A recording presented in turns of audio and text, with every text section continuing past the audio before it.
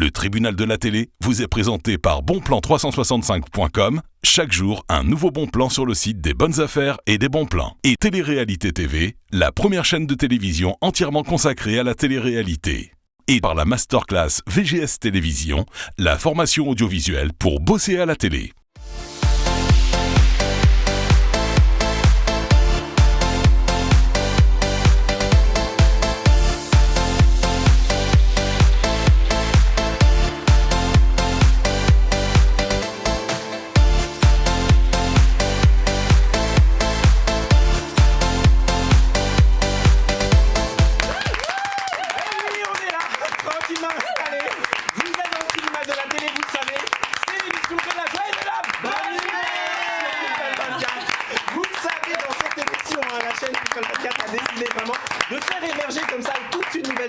D'animateurs et de chroniqueurs télé. Comme d'habitude, je vais vous les présenter. Elle est là à ma gauche, elle est charmante, elle s'appelle Marie-Ève et on l'applaudit bien fort.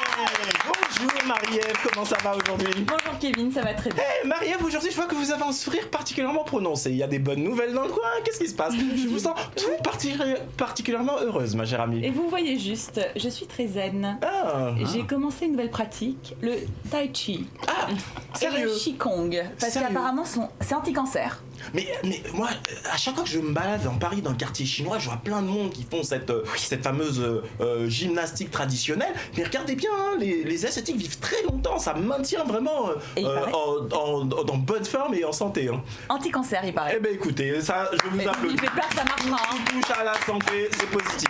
Il est là à la gauche, c'est mon acolyte Vincent. Comment ça va mon Vincent? En forme, Kevin, tout va bien. Tout va bien. La patate, oui, ça va, hein, écoutez, elle commence à faire ses nuits la petite, donc ça va mieux. Ok, elle fait ses dents. Oui, ça malheureusement, oui, on n'a pas terminé encore, mais oui. Vous êtes en plein dedans. Oui, on est en plein dedans. Bon courage mon Vincent. Merci. On applaudit la petite Céleste, la fille de Vincent. De l'autre côté de la table, c'est une nouvelle, elle vient de nous rejoindre, elle s'appelle Clémence, on l'applaudit bien fort. Salut Clémence, comment ça va? Clémence, c'est comme tout le monde. Quand il y a un nouveau qui rejoint l'équipe, on lui pose plein de questions. D'où venez-vous? Que faites-vous dans la vie, Clémence? Alors, moi, je viens du Tchad. Je suis aide-soignante, mais je suis en train d'ouvrir mon entreprise. Et voilà. Rassurez-moi, Clémence, vous venez pas spécialement du Tchad pour nous. Vous résidez en région parisienne. En France.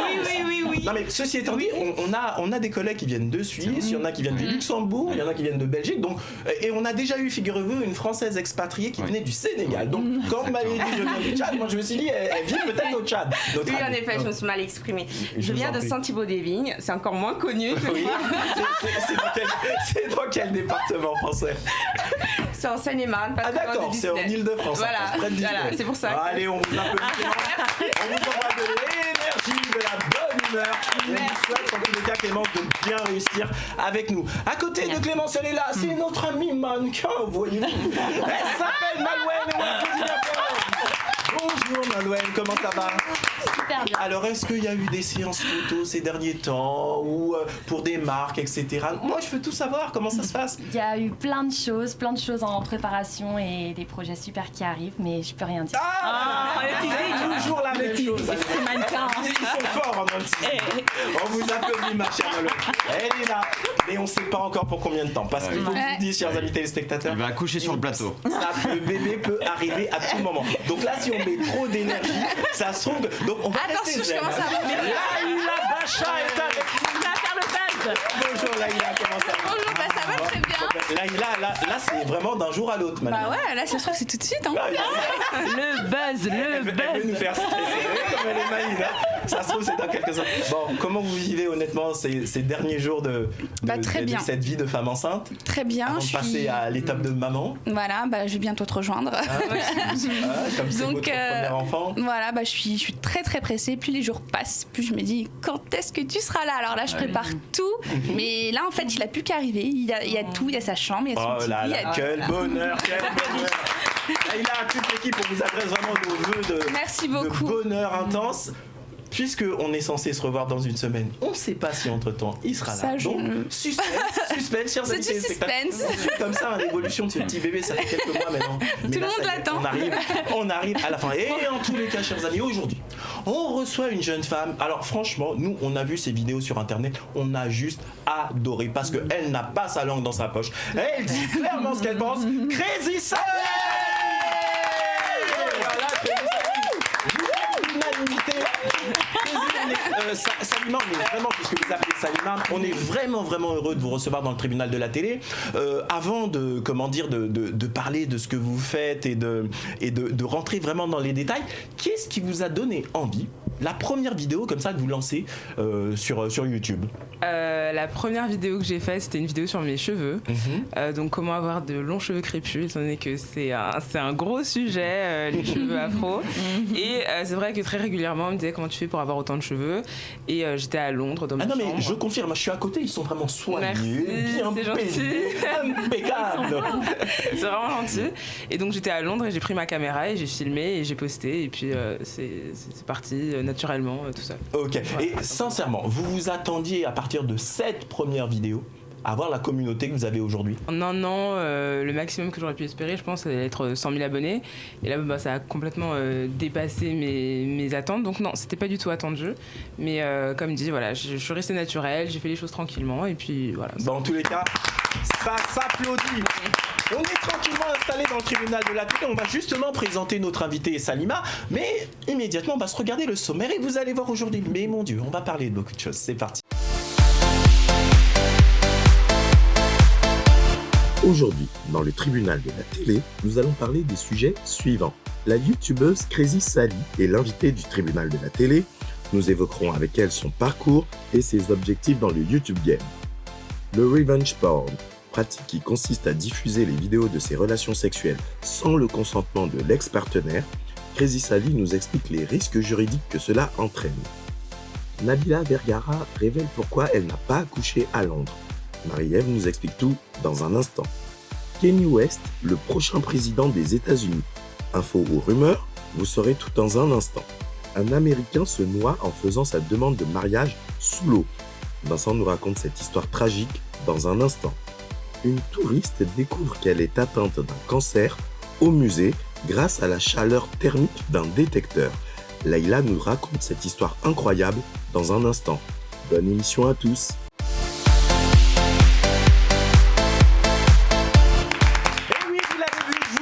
On va parler vraiment de beaucoup de choses aujourd'hui. On va commencer bien évidemment par notre invitée Crazy Sally, Salima qui est présente avec nous. Mais précisément, avant de vous parler de cette jeune femme, moi je suis tombé sur une vidéo que j'ai vraiment trouvée génialissime. Parce qu'il s'avère que sur Internet, il y a beaucoup de gens qui font tout et n'importe quoi. Il y a notamment ce qu'on appelle le sex revenge, en anglais porn revenge, je sais plus exactement. Des personnes qui ont une relation sexuelle avec quelqu'un et quand c'est terminé, ils ont filmé puis ils balancent comme ça la vidéo en ligne sans se rendre compte des conséquences possibles. Et justement, notre amie Salima a fait une vidéo où elle a vraiment poussé un coup de gueule là-dessus. Je vous propose qu'on en regarde un petit extrait de 40 secondes et juste après, on en parle avec notre invité. C'est parti. Et bien sûr, le top, le summum des conneries. C'est l'affichage des nudes, des photos, des vidéos, bref. Comme je vous l'ai dit tout à l'heure, en France, il y a quelque chose qui s'appelle le droit à l'image. Ce droit à l'image signifie que si vous voulez poster une vidéo de quelqu'un, une photo de quelqu'un, vous devez d'abord lui demander son accord. Si vous le faites sans son accord, c'est une atteinte à son droit à l'image. Donc quand vous décidez d'aller afficher votre ex, votre pire ennemi, tout ce que vous voulez, en affichant des photos intimes, des vidéos où la personne n'est pas à son avantage, sachez que non seulement c'est une atteinte à la vie privée parce qu'il n'y a rien de plus intime que notre corps, mais en plus de ça, évidemment, c'est une atteinte au droit à l'image. Donc double infraction, double problème. Sans oublier que si vous commencez à vous acharner, ça peut devenir du cyberharcèlement et le cyberharcèlement, ça peut aller jusqu'à 2 ans d'emprisonnement et 30 000 € d'amende. Et en plus, si vous décidez vraiment d'être un bon gros idiot et que vous essayez de faire du chantage avec ces photos, du genre si tu ne dormais pas avec moi, je t'affiche, tu me donnes pas 2,50 €, je t'affiche, sachez que là vraiment, là on rigole plus. Vous voulez jouer, on va jouer gros. Parce que le chantage, c'est 5 ans d'emprisonnement et 75 000 € d'amende. Donc vraiment, la vie est courte. Moi, Salima, honnêtement, je vous applaudis parce que c'est vrai que sur Internet, on voit vraiment de tout et de n'importe quoi. Qu'est-ce qui vous a donné... Alors, vous l'expliquez un petit peu dans la vidéo au début, mais bon, on va pas tout passer pour nos téléspectateurs. Ceux qui veulent voir la vidéo, d'ailleurs, regardez, s'affiche actuellement le compte de Salima. pas. Si vous voulez aller vous-même la suivre sur YouTube, vous allez dessus et sur son compte et comme ça vous pourrez voir la vidéo en entier. Mais qu'est-ce qui vous a donné, et je vous conseille aussi de vous abonner, vous verrez, elle fait des vidéos, c'est vraiment pas mal. Qu'est-ce qui vous a vraiment donné envie de faire cette vidéo sur les personnes qui postent tout et n'importe quoi sur Internet, sans oublier que il y a la loi et que tout ceci est encadré? Eh bien, tout simplement parce que je suis suivie par énormément de jeunes filles, de jeunes garçons aussi, qui sont âgés, je sais pas, entre 14 et 18 ans, et qui ne se rendent pas forcément compte en fait du poids de leurs actes.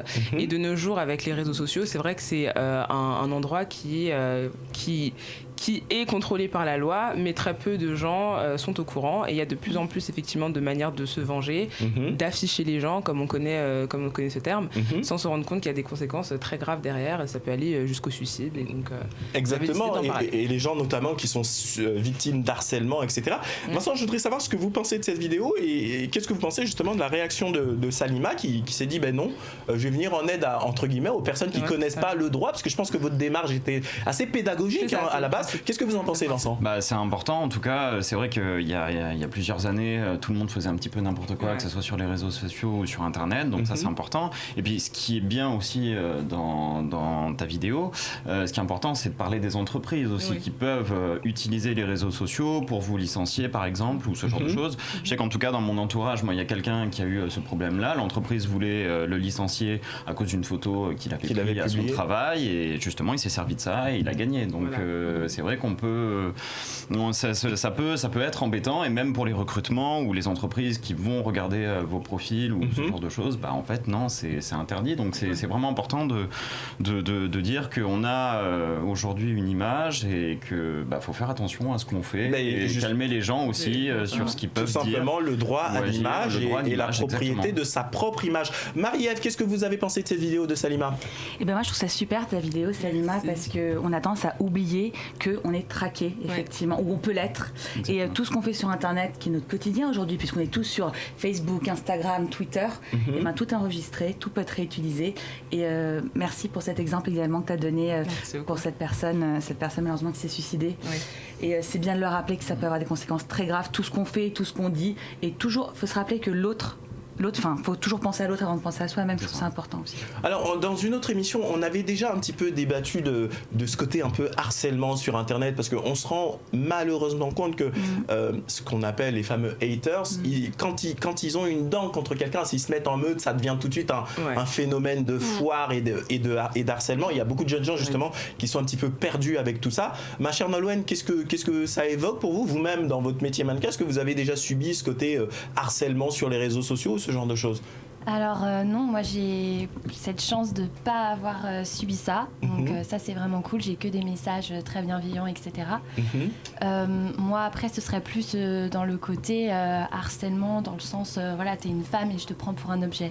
D'accord. C'est plus ce genre de commentaires que je vais recevoir. Alors effectivement dans ce genre de situation, mais précisément, alors je vais formuler ma question un petit peu différemment. Imaginons, je sais pas, un ex qui s'amuse. D'ailleurs, je vais vous poser une question vous savez qu'ici dans le tribunal de la télé, on parle franchement et on parle de tout. On parle comme les gens vivent leur vie de tous les jours. Aujourd'hui, je suis désolé, mais ça devient une mode.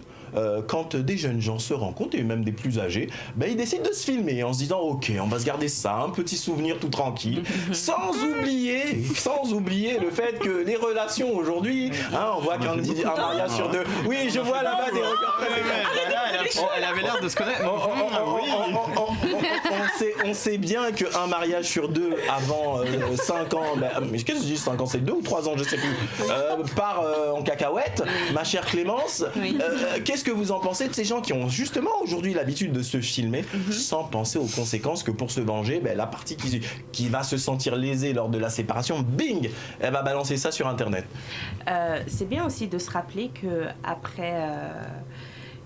derrière nos écrans, il y a des vraies personnes qui existent et qu'il y a également des personnes qui sont fragiles et qu'on ne peut pas se permettre de faire n'importe quoi, parce qu'il y a des personnes qui vont jusqu'au suicide. Donc un suicide, c'est pas c'est pas anodin. Justement, c'est pour ça que la vidéo, moi je trouve qu'elle est extrêmement courageuse et importante, la vidéo qu'a fait notre amie Samira, parce que ça donne un message à sa jeune communauté et aux plus jeunes aussi, de se dire attention, Internet, les gens se sont imaginés qu'Internet c'est la gratuité, on peut tout faire, etc.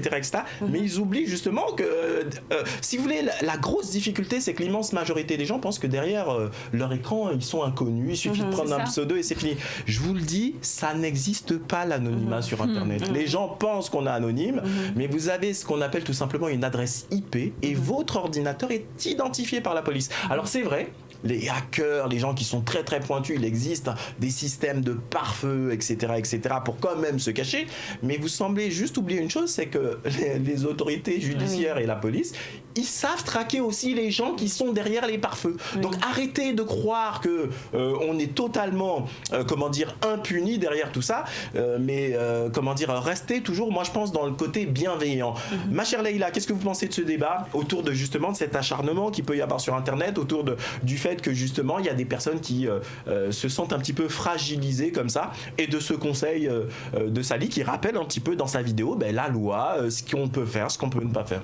Moi je pense que c'est très bien d'avoir fait une vidéo comme ça, surtout qu'elle est suivie par pas mal de jeunes. Donc en même temps ça leur permet de remettre les pieds sur terre, de faire attention par rapport aux conséquences que ça peut avoir, que ça peut aller très très loin, ça peut amener jusqu'au suicide comme elle l'a dit. Et aussi c'est bien de montrer qu'il y a des lois et que c'est quand même qu'il y a des lois et qu'on est quand même protégé et que c'est notre droit d'avoir une vie privée et de faire valoir ces droits justement. Bon, très bien. En tout cas, moi je vous applaudis tous pour ce débat. On va donner la parole à notre invité. Salut, donc il y a eu cette vidéo qui, moi je vous dis sincèrement, c'est la raison pour laquelle j'ai décidé de vous inviter dans cette émission, parce que je me suis dit tiens, sur YouTube on voit tout et n'importe quoi, et là je trouvais que le discours, je rappelle, si vous m'y autorisez votre âge, elle a 23 ans cette jeune femme, je trouvais le discours extrêmement mature, extrêmement précis, et ça me semblait important de vous recevoir dans notre émission pour que vous parliez aux gens qui vous connaissent pas et que on en sache un petit peu plus sur vous. Après cette vidéo, vous avez enclenché, j'ai vu que vous faisiez aussi d'autres choses, il y a eu des tutos beauté, etc.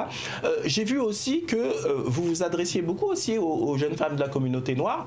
Est-ce que votre chaîne, je vous parle franchement, c'est une chaîne que à la base vous vouliez faire pour la communauté, ou vous l'avez moi quand je vois les vidéos, je vois que c'est pour tout le monde, mais je voudrais avoir votre sentiment à vous quand vous avez créé la chaîne au début. Est-ce que c'était une chaîne pour la communauté noire et expliquer aux jeunes femmes noires comment se maquiller, se coiffer, etc. Ou est-ce que dès le départ vous avez eu l'ambition de toucher tout le monde?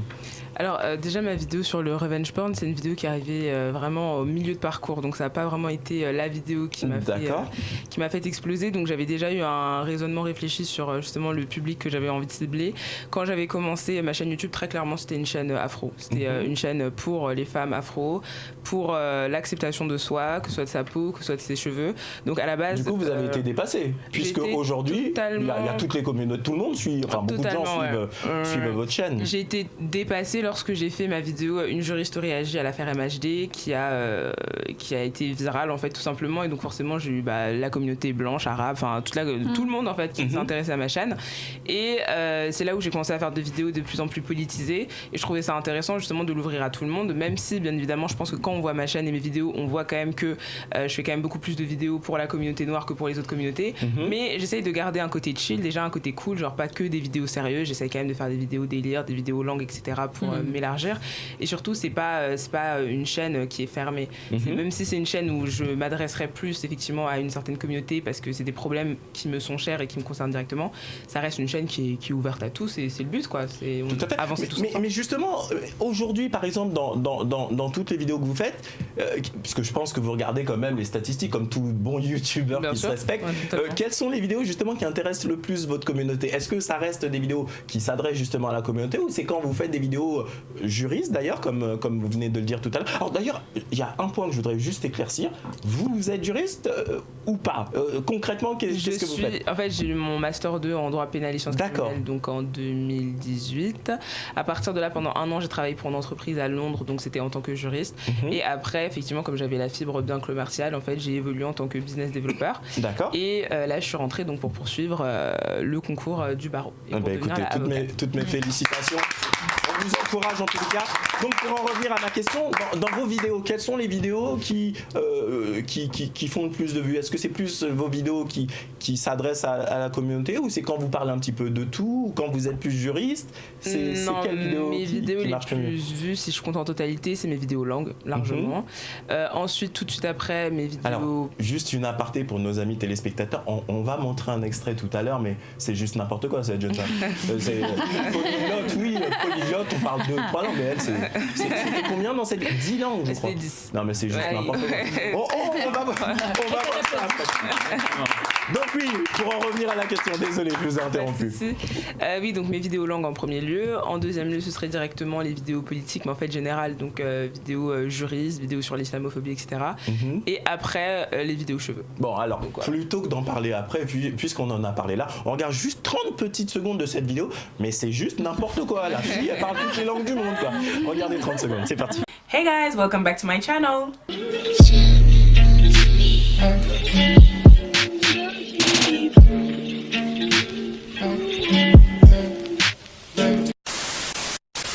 Coucou tout le monde, j'espère que vous allez bien. Alors comme vous avez pu le voir dans le titre de la vidéo, aujourd'hui j'ai décidé de parler 10 langues avec vous. Let's make it short. Okay, so English is like my favorite language and it's like the first language that I really started to learn by myself. Deutsch habe ich nur in der Schule gelernt und ich hasste es. Aprender español hace unos meses. Me encantaría ser fluido en español para poder hablar como una linda latina. Hey papi. Italiano, Dio mio. L'italiano è la mia lingua preferita in assoluto. كيف الأحوال؟ لاباس عليك؟ بصراحة أنا لا أتكلم عربية، أنا أتكلم دارجة. 该从学了3年韩语，主要可能是他们没有字幕，只有符号。Я купила эту книгу, чтобы выучить русский язык. わかりました。私を冗談を止めます。しかし真剣にサスケのように話すことはとてもクールだ。Mbote na bino na lobi lingalate kasi na komeka koloba. Kumbo na ngai sali na sana mbula ntuku mibale na mibale. Non mais Vincent, vous parlez combien de langues? Alors on va faire un petit tour de table. Combien de langues, Vincent? Honnêtement. That's so amazing, amazing. Me ha encantado muchísimo. Le français ça fait 3. Non mais c'est déjà bien, ok. Marie-Ève, combien de langues? Ciao Bella. Non, répondez à ma question. Combien de langues vous parlez, Marie-Ève? 3,5. 3,5. Ah, pourquoi 2,5? Parce que la vérité, c'est que l'italien, je le parle, mais pas si bien que ça. Clémence, combien de langues vous parlez? Ni hao. Chinois? Okay. Non, malheureusement, non. C'est le seul mot que vous savez dire. Okay. Je suis comme vous. Donc, non, je parle que le français. D'accord, ok. Nolwenn? On va dire que j'en parle vraiment bien de l'anglais et le français. Et Laïla? Alors, c'est un peu long. Attention, Laïla, il y a quelqu'un qui parle 10 langues là. On va vous tester en direct. Ici, on triche pas, Laïla. Non, alors le français, l'arabe, l'anglais, que je suis en train de perdre, et l'espagnol que j'ai presque perdu. Donc 4 langues. C'est déjà pas mal. C'est déjà bon. Allez, je vous applaudis. Moi, j'avoue que je suis juste français et anglais, et mon anglais n'est pas extraordinaire. Non, mais sans déconner, c'est un truc de fou. Mais alors, dans ces langues, parce que vous dites honnêtement que vous ne les parlez pas toutes couramment, bien sûr, combien vous parlez couramment mais d'où cette passion pour les langues? C'était dans le cadre de votre formation, de votre métier éventuel? Non, pas du tout. Ça a commencé avec l'anglais. L'anglais, c'était ma langue de prédilection depuis toujours. Je l'ai appris vraiment toute seule. C'était pas l'école. C'était, ah ouais, c'était et aujourd'hui, vous avez un anglais absolument courant. Voilà, tout simplement toute seule. L'allemand, je l'ai appris en parce que j'habite. Non, mais la fille, elle est en train de me choquer. Elle vous dit ça calmement. Ouais, tu sais, non, moi tranquille. L'anglais, je l'ai appris tout seul dans mon coin et tout. Ah, Vincent, non, mais là, on se sent dépassé. Mais c'est ça de faire des soirées Erasmus et tout. C'est comme ça que t'apprends. C'est comme ça. De toute façon, t'as bien vécu quand même. Moi aussi, j'ai des fêtes. Je suis pas trilingue, mais. Allez-y, Salima, on vous interrompt. Non, mais si, c'est vrai, c'est l'ouverture en fait. C'est l'allemand. Bon, j'habitais à Strasbourg, donc c'est collé à l'Allemagne. Donc l'allemand là-bas, c'est une tradition. Tout le monde doit parler allemand. Donc voilà, c'est pour ça que on parle très bien allemand en Alsace. Ensuite, pour ce qui est du marocain, donc le darija, mais ça c'est parce que ma maman est marocaine, donc on parlait un peu marocain, et surtout quand je retourne au Maroc, voilà, on parle là-bas. Après l'espagnol et l'italien, ça a été une démarche personnelle parce que j'adore l'Italie, j'ai un problème avec ce pays, j'adore. donc je voulais vraiment. Ah ouais, donc, c'est bien. Mamma Bella. C'est vrai que l'italien c'est une langue qui chante, et c'est vrai que c'est très joli. Totalement. Et l'espagnol, j'ai commencé du coup là il y a quelques mois en fait, même pas.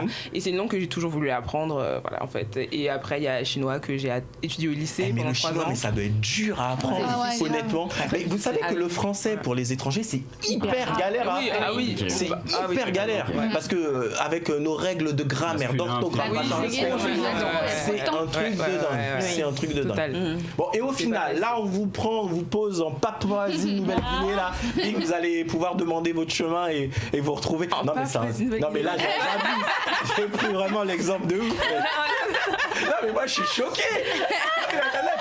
Elle maîtrise un certain nombre de langues, mais c'est terrible ce que je vais vous dire, mais grâce à l'intelligence artificielle, peut-être que bientôt on n'en aura même plus besoin. Je sais pas si vous avez vu.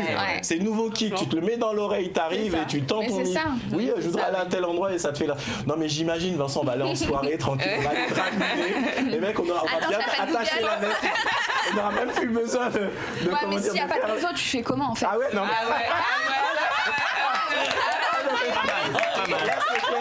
Là c'est clair, on sera